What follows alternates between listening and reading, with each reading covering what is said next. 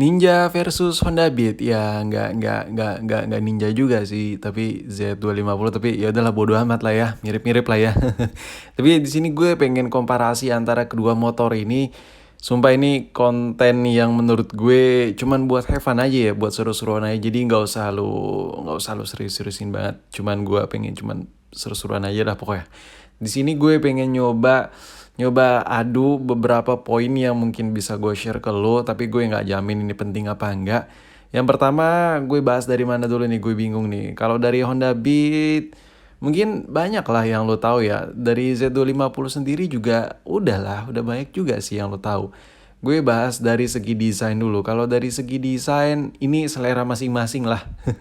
Lu mau suka yang motor matic atau lu mau yang suka dua silinderan, serah lu mau suka yang mana. Tapi kalau dari segi akomodasi buat gue duduk, gue tuh lebih nyaman di Honda Beat cuy, enak, feelingnya tuh enak gitu.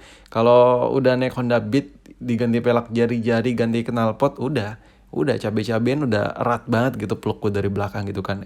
Enjoy lah pokoknya, enjoy banget nikmatin udara sore gitu kan, pelan di pinggir jalan diklaksonin orang, nggak peduli berasa jalan milik berdua. Nah sedangkan kalau si Z250 ini lebih ke, kalau gue buat pribadi ya, gue lebih suka bawa motor beginian untuk jarak yang agak lumayan jauh. Emang sih rada pegal gimana gitu, cuman kayak ada sensasi tersendiri ketika bisa ngegeber-geber dalam jarak yang panjang gitu kan, jauh. Apalagi dibawa touring-touring gitu, wah ini enak banget sih. Kayak feeling good gitulah. Tapi kalau dari segi penampakan motor antara kedua Honda Beat dengan si Z250, anjir beda jauh banget sih gue ngebandinginnya. Kalau buat segi tampilan jelas sangaran si Z250. Cuman kalau dari segi kenyamanan, entah kenapa si Beat Ember itu gue lebih nyaman lah dilihat dibandingkan si Z250 ini. Kalau dari segi akomodasi duduk yang kayak gue bilang tadi, kalau buat di boncengan belakang itu, wah kalau kalau orang Medan tuh bilang biasanya cewek pantat berasap karena ya posisi duduknya begitu cuy. Tapi kalau naik Beat tuh enaknya ya joknya nggak terlalu tinggi, posisi posisi duduknya tuh nggak terlalu dilirik orang lah, biasa aja kayak motor pada umumnya. Makanya itu kalau bawa motor Beat terus kalau cabai-cabain udah meluk itu udah anteng banget lah, dia nggak terlalu bungkuk atau nggak terlalu nungging gimana gitu, menurut gue pas. Terus kalau buat konsumsi bahan bakar, lu wah gila sih, nggak usah bandingin lah. Tapi kalau mau dibandingin ibaratnya gimana ya, ibaratnya gue make Xiaomi, lu make iPhone, dah udah ibaratnya kastanya kayak gitulah, kasta konsumsi bahan bakar ya. Tapi menurut gue ya semua plus minus sih. Yang satu irit tapi agak-agak loyo gimana gitu, yang satu bertenaga tapi rada-rada nyedot. Dan ini gue pengen coba tes dulu.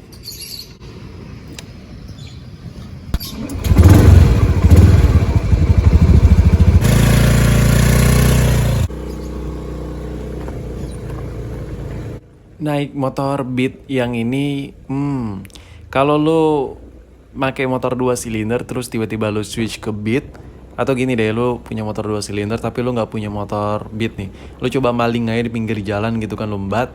Nah abis itu lu bawa itu, rasanya kayak apa ya, kayak no feel gitu, kayak ngambang gitu, kayak enteng gitu. Itu kalau buat lu yang udah biasa 2 silinder, 4 silinder, atau pokoknya motor-motor gede gitu, tiba-tiba lu switch ke Beat, udah itu feelingnya tuh kayak feeling kayak ngambang gitu, enteng ringan gitu cuy.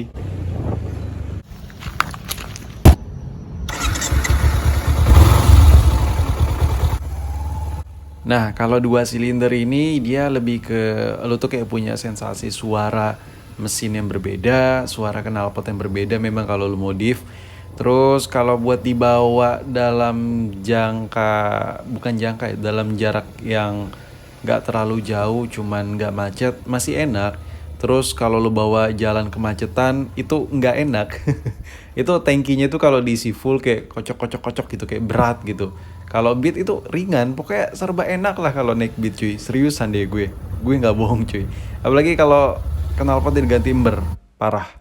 Terus kalau buat dari model nih, sangar-sangaran, itu sumpah itu balik lagi ke kesukaan masing-masing ya. Ada yang nggak suka 2 silinder, ada yang lebih suka mesin satu silinder, ada yang nggak suka kopling, ada yang lebih suka matic, dan ya itu balik lagi lah ke kesukaan lu masing-masing.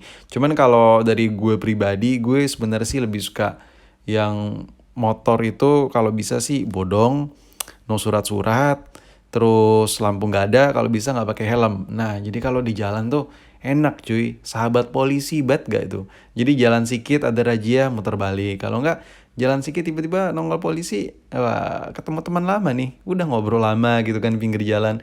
Ecek ecek ecek ecek ecek, ujung-ujungnya motornya daripada bensinnya habis kan, ya udah motornya dibawa aja sama polisi. Kan polisi tuh baik cuy.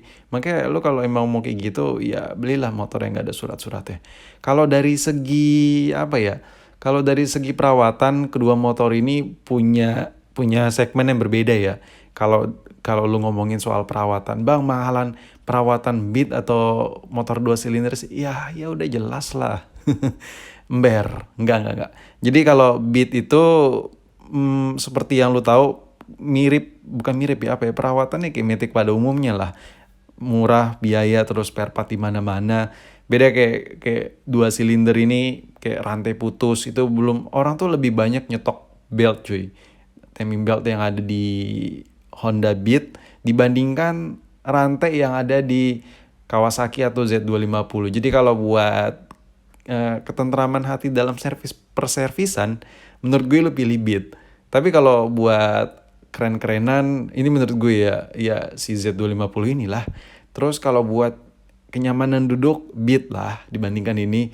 Kenapa gue bilang Beat? Karena Beat itu, jadi gini, motor batang yang satu ini, motor si Z250 yang satu ini memang emang kelihatan banget naked bike banget kan. Cuman kayak ada panas-panas gimana gitu kan. Ya bukan cuman ya, karena nakednya itulah.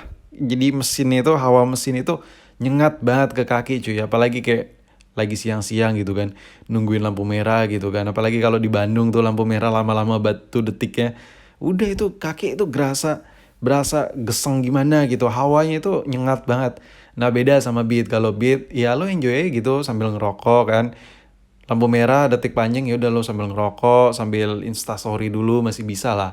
Cuman kalau naik motor beginian ya lo fokusnya ke kaki lo, ngerasa kepanasan. Tapi itu khusus orang-orang kayak gue yang bawa motor beginian cuma pakai kolor sama helm doang. Tapi kalau lo full equipment, full baju gitu, ya so far ya so good, bagus-bagus aja sih, nggak ada masalah. Kalau buat gue pribadi, kalau disuruh pilih nih seandainya dikasih uang, misalnya dikasih gue dikasih duit nih sama tante-tantean gue kayak sekitar 100 juta. Kalau ditanya, kamu mau milih motor Beat atau mau milih motor Z250? Kalau gue sih ditanya, gue bakal milih motor Beat. Kenapa? Karena dengan motor Beat gue bisa modifikasi lagi sisa duitnya, terus sisa uangnya lagi gue bisa nyari cabai-cabean di pinggir jalan cuy. Jadi ya di samping gue punya motor yang menurut gue perawatannya nggak pusing, gue juga bisa ngoleksi cabai-cabean yang ada di pinggir jalan. Tapi kalau dari segi tampang gaya, kalau lu nanya ke gue kenapa Z250, kenapa nggak Kawasaki Ninja yang full fairing gitu, sebenarnya itu balik lagi ke selera lu masing-masing ya. Kalau dari gue, entah kenapa ya naked bike gitu, pokoknya mesin yang kelihatan gitu tuh rada-rada sangar gimana gitu cuy. Ya nggak sih?